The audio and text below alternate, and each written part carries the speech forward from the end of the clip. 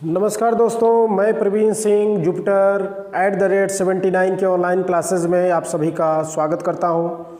आज एक बार फिर हिंदी का बहुत ही अहम टॉपिक लेकर आया हूं, जो एग्ज़ाम की दृष्टि से सभी एग्ज़ाम के लिए बहुत ही इम्पॉर्टेंट है।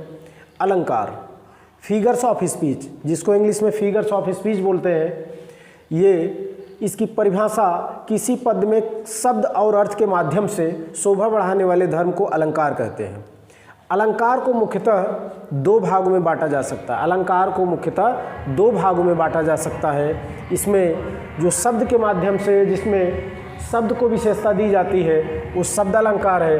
बाकी अर्थालंकार, जो अर्थ के माध्यम से शोभा बढ़ाते हैं, उनको अर्थालंकार कहते हैं। ठीक है दोस्तों, तो इसको आप देख सकते हैं कि शब्दालंकार, अलंकार दो होते हैं, जिसमें शब्दालंकार के बारे में चर्चा करना चाहूँगा। जहाँ काव्य में चमत्कार केवल शब्द पर आधारित होता है, शब्द पर आधारित होता है, उसे शब्दालंकार कहते हैं। शब्दालंकार मुख्यतः तीन प्रकार के होते हैं। शब्दालंकार मुख्यतः तीन प्रकार के होते हैं। तो सबसे पहले इतना आप नोट कर लीजिए, जो भी विद्यार्थी नोट करना चाहते हैं, तो इसके बाद मैं आगे बताता हूँ। दोस्तों, उसके आगे देखिएगा, शब्दालंकार के ही भेद हैं। पहला अनुप्रास अलंकार। अनुप्रास अलंकार की सबसे बड़ी ये विशेषता है कि जैसे ही कोई पद्य आपके सामने आता है, तो उसमें सबसे पहले कोई पद्य या छंद आपके सामने आता है, तो उसमें आप देखिएगा एक वर्ण का भी आपको पढ़ा चुका हूँ। इसमें आप जाकर देख सकते हैं वीडियो में। तो वर्ण क्या होते हैं, तो वर्ण आपको पता है, तो मैया मोरी मैं नहीं माखन खायो, एक ही वर्ण अक्षर की पुनरावृत्ति इसमें हो रही है। जैसे माँ का आप देख सकते हैं, मैया में माँ, मोरी माँ, नहीं माखन खायो, तो इसमें अनुप्रास अलंकार होगा। अब नंबर दूसरा आप देख सकते हैं, इसमें मुदित महीपति मंदिर आए, सेवक सचिव सुमंत बुलाए। इसमें भी म की पुनरावृत्ति हो रही है वर्ण की। इसमें दूसरी लाइन में स सेवक सचिव सुमंत बुलाए, इसमें भी स की पुनरावृत्ति हो रही है। तो इस प्रकार ये अनुप्रास अलंकार के उदाहरण हुए। थर्ड में देख सकते हैं, चारु चंद्र की चंचल किरणें, च च च च। तो च जो वर्ण है, ये एक से अधिक बार, मतलब कई बार रिपीट हो रहा है, पुनरावृत्ति हो रही है। पुनरावृत्ति का मतलब होता है कि इंग्लिश में रिपीट होना, बार बार आना। तो अगर वर्ण की पुनरावृत्ति होगी, अनुप्रास में यही माइंड में सेट कर लीजिए कि वर्णों की पुनरावृत्ति हो रही है, रिपीट हो रहे वर्ण कई बार, तो वहाँ पर अनुप्रास अलंकार होगा। ठीक है दोस्तों, तो इसको आप सबसे पहले नोट कर लीजिए। तो इसके आगे पढ़ाता हूँ। दोस्तों, मैं ऐसा करता हूँ कि आपने उसको नोट कर लिया होगा। उसके आगे शब्दालंकार का दूसरा रूप है यमक अलंकार। शब्दालंकार का दूसरा है यमक अलंकार। इसमें यमक अलंकार में जो विशेषता है, जब किसी काव्य या छंद में एक ही शब्द अधिक बार आए, एक ही शब्द मतलब एक से अधिक बार आए और उसका अर्थ भी अलग अलग हो, तो वहाँ पर यमक अलंकार होता है। इसके पहले आप पढ़े हैं अनुप्रास में, उसमें वर्णों की पुनरावृत्ति हो रही थी, वर्णों की पुनरावृत्ति हो रही थी कि एक ही वर्ण बार बार आ रहे थे। यहाँ पर शब्द बार बार आ रहे हैं, तो एक से अधिक बार आए और उनका अर्थ भी अलग अलग होना चाहिए। तो जैसे उदाहरण में आप देख सकते हैं, तो इसमें दिया है, जीवन दायक है धन के सम, जीवन जीवन में घनश्याम, जीवन जीवन में घनश्याम। इसमें प्रथम जीवन का अर्थ है जल, और तीसरे जीवन का अर्थ है प्राण। पहले जीवन का अर्थ है जल और दूसरे और तीसरे जीवन का अर्थ है प्राण। नंबर दूसरे में देख सकते हैं, काली घटा का घमंड घटा, काली घटा का घमंड घटा। काली घटा, यहाँ पे काली घटा बादल से है, घमंड घटा, घमंड उसका घट गया, चूर चूर हो गया। तो यहाँ पर दो घटा शब्द प्रयोग किया गया है और उनका अर्थ भी अलग अलग है। काली घटा मतलब काले बादल, और घमंड घटा घटा का मतलब कम हो जाना, ठीक है। तो इसमें दो शब्द एक ही है, दो बार प्रयोग किया गया है और उनका अर्थ भी अलग अलग है। अब नंबर तीसरे में देखिएगा, 3 बेर खाती थी वह, 3 बेर खाती थी। यहाँ पर 3 बेर, ये 3 बेर और 3 बेर 2 बार आया हुआ है, तो इसमें दोनों का अर्थ अलग अलग है।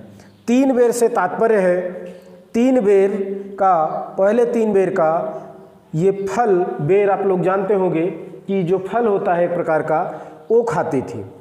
और 3 बेर यहाँ पे ये खास करके अवधी भाषा का शब्द है बेर। बेर का मतलब होता है समय।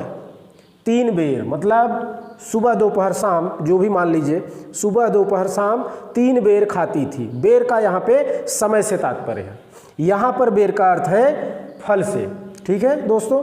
तो समझ में आ रहा होगा आपको, क्योंकि यमक अलंकार में शब्द एक से अधिक बार आते हैं और उनका अर्थ अलग अलग है। तो यमक अलंकार तो बहुत ही आसान तो नहीं बोल सकते हैं, लेकिन समझने की कोशिश करिए तो आसान भी है। तो इसमें ये चौथा, कनक कनकते 100 गुनी, मादकता अधिकाय, वा खाए बौराए जग, वा पाए बौराए। ठीक है दोस्तों, ये तो बहुत ही कॉमन है। अगर यमक अलंकार की बात हो और ये एग्जाम्पल उसमें न दिया जाए, उदाहरण न दिया जाए, तो यमक अलंकार मान लीजिए कि पूरा नहीं होता, ठीक है। तो कनक कनकते 100 गुनी, मादकता अधिकाय, वा खाए बौराए जग, वा पाए बौराए। जैसा कि आप जानते हैं कनक कनक का अर्थ क्या है, यहाँ पे कनक शब्द 2 बार प्रयोग किया गया है। पहले कनक का अर्थ है खाने से, मतलब यहाँ पे धतूरा है। पहले कनक का अर्थ है कि धतूरा, अगर कोई धतूरा खा ले तब भी पागल हो जाएगा। और दूसरे कनक का अर्थ है कि मतलब शब्द तो एक ही है, तो कनक का अर्थ है कि अगर कोई इसको पा जाता है संसार में, कोई जिसको मिल जाता है धन संपत्ति या सोने से इसका तात्पर्य है, तब भी वो पागल हो जाता है, उसके अंदर घमंड आ जाता है। पागल होने का मतलब घमंड से है, ठीक है। तो यहाँ पे आप देख सकते हैं कि यमक अलंकार में शब्द एक से अधिक बार आ रहे हैं और उनका अर्थ भी अलग अलग है, ठीक है। तो इसको आप नोट कर लीजिए, जैसा भी आप उचित समझें, आपको समझ में आना चाहिए। हाँ दोस्तों, तो इसके आगे देखिएगा, नंबर तीसरा है श्लेष अलंकार। श्लेष अलंकार, इसकी परिभाषा समझते हैं। जिस काव्य में एक ही शब्द के अर्थ का बोध एक से अधिक बार होता है, वहाँ पर श्लेष अलंकार होता है। ध्यान दीजिएगा कि यहाँ पर भी शब्द को ही प्रमुखता दी गई है, लेकिन शब्द एक बार होगा। शब्द एक बार मतलब कि एक ही शब्द पर फोकस डाला जाएगा, एक ही शब्द को प्रमुखता दी जाएगी, लेकिन उसका अर्थ एक से अधिक होगा, ठीक है। तो श्लेष का वैसे शाब्दिक अर्थ होता है चिपका हुआ। यहाँ पे चिपका हुआ से मतलब है कि अर्थ, उसमें अर्थ उसका एक से अधिक है, तो ये चीज़ें हमें ढूंढनी पड़ेगी, उसका अर्थ क्या है, एक से अधिक क्या हो सकता है, तो ये देखना है। तो इसी का मतलब है कि चिपका हुआ। श्लेष का मतलब होता है कि चिपका हुआ। श्लेष और यमक में बहुत बड़ा कन्फ्यूजन होता है, तो इसमें ध्यान दीजिएगा। इसके पहले यमक पढ़े हैं, तो यमक में शब्द एक से अधिक बार आएगा और उसका अर्थ भी एक से अधिक होगा, अलग अलग होगा, तो ये चीज़ें हैं। लेकिन इसमें श्लेष अलंकार में शब्द एक ही होगा, जो उसका केंद्र बिंदु एक ही होगा शब्द पे, और उसका अर्थ एक से अधिक होगा, उसका अर्थ एक से अधिक होगा, तो वहाँ पर श्लेष अलंकार होता है। जैसे नंबर 1 पे देखिएगा, रहीमन पानी राखिए, बिन पानी सब सून, पानी गए न उबरे, मोती मानुष चून। यहाँ पर पानी तो कई बार है, लेकिन एक ही पानी को फोकस किया गया है, रहीमन पानी राखिए। यहाँ पानी शब्द का एक से अधिक बार प्रयोग किया गया है। जैसे मोती के लिए उसकी चमक से है, मनुष्य के लिए उसका मान सम्मान, उसका मनुष्य के लिए मान सम्मान से है, क्योंकि जैसे मोती की चमक चली जाए तो उसका कोई अस्तित्व नहीं रहता, वैसे अगर मनुष्य का मान सम्मान, उसका सम्मान अगर नहीं हो, उसका आत्मसम्मान या स्वाभिमान नहीं हो, तो मनुष्य कहलाने लायक नहीं है। वैसे ही चूना सभी लोग जानते हैं चूना क्या होता है। उसमें अगर चूना तभी तक सही रहता है कि जब तक उसमें पानी रहता है। पानी एक बार सूख जाए, आप फिर से पानी डालिए, फिर कुछ नहीं होने वाला है। तो उसी तरह से पानी शब्द का यहाँ पे 3 अर्थ है। नंबर दूसरे में देखते हैं, सुबरन को खोजत फिरत कवि व्यभिचारी चोर। ध्यान दीजिएगा, ये भी एग्जाम्पल हम लोग पढ़ चुके हैं, कई बार आता है। तो इसमें जो उदाहरण दिया गया है, मैं आपसे यही रिक्वेस्ट करूंगा, जो भी भाई बहन या विद्यार्थी आप देख रहे हो, हमेशा प्रैक्टिस ज़रूर करना, बुक का सहारा ज़रूर लीजिए, क्योंकि कोई भी यूट्यूबर 2 से 3 एग्जाम्पल देगा, समझाने का प्रयास कर सकता है बस आपको। इसलिए अगर प्रतियोगी परीक्षा की आप तैयारी कर रहे हो तो ज़रूर आप किताब का सहारा लीजिए। ये सारे वीडियो जो होते हैं सिर्फ आपका मार्गदर्शन कर सकते हैं। ये पूर्ण रूप से ध्यान दीजिएगा कि ऐसा नहीं है कि जितना उदाहरण दिया गया वही आ जाए। तो जितना आप प्रैक्टिस करेंगे उतना ही आप उसमें आपका अनुभव बढ़ेगा और आपके लिए आसान हो जाएंगी चीज़ें। ठीक है, तो सुबरन को खोजत फिरत कवि व्यभिचारी चोर। यहाँ पे सुबरन का अर्थ एक से अधिक है, तो सुबरन का अर्थ कवि के लिए सुंदर शब्दों से है। जब कवि कोई पद्य या कविता की रचना करता है तो अच्छे अच्छे शब्दों की उसमें डालना चाहता है, अच्छे शब्द को चुनाव करता है। तो सुबरन कवि के लिए सुंदर शब्द से है। तो व्यभिचारी ऐसे पुरुष जो सुंदर स्त्री की तरफ उनका ध्यान रहता है, उनके लिए व्यभिचारी। चोर के लिए ध्यान देना, चोर के लिए सुबरन का स्वर्ण से है, सुबरन का अर्थ स्वर्ण से है। ठीक है दोस्तों, नंबर तीसरे में है, मधुबन की छाती को देखो सूखी इसकी कितनी कलियां। अगर इसमें कोई हमसे भूल हो रहा हो, कोई शब्द ऐसा, तो मैं माफ़ी चाहूँगा, क्योंकि कुछ उदाहरण ये किताबों में ही है जो मैं वीडियो आपके लिए लाया हूँ, बहुत ही संक्षिप्त में समझाना चाहता हूँ।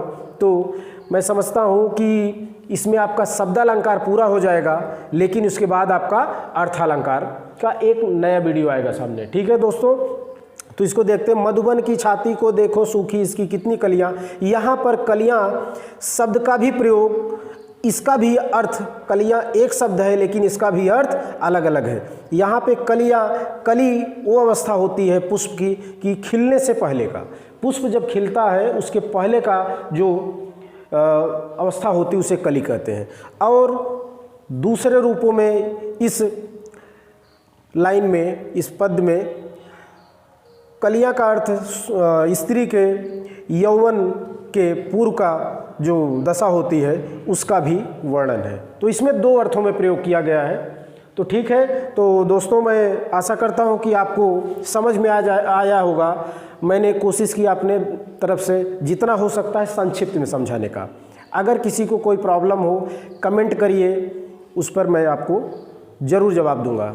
लेकिन आपसे अंत में यही रिक्वेस्ट करना चाहूँगा, आपसे यही है कि वीडियो आप देखते हैं लाइक ज़रूर करिए, क्योंकि यही आपसे उम्मीद है और आपसे कुछ नहीं चाहिए। लाइक करिए, शेयर करिए जितना हो सके, और अगर सब्सक्राइब नहीं किए हैं तो ज़रूर कर लीजिए।